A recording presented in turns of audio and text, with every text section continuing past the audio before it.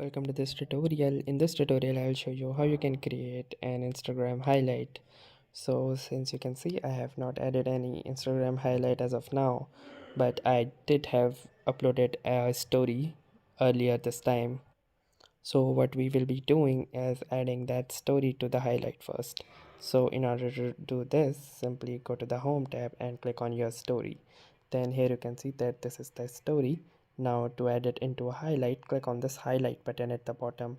Once you have clicked it, you may name that highlight. So for example, I'll name it, for example, let's say travel, and then you may click on this add button right here. And once you have done this, you can see that the story has been successfully added to our highlights.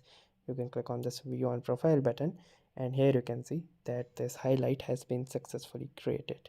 So that's it for this video. I'll see you in the next one. If you like this video, make sure to hit the like button as well, comment on this video, share it, and don't forget to subscribe to our channel. Thank you for watching and have a nice day.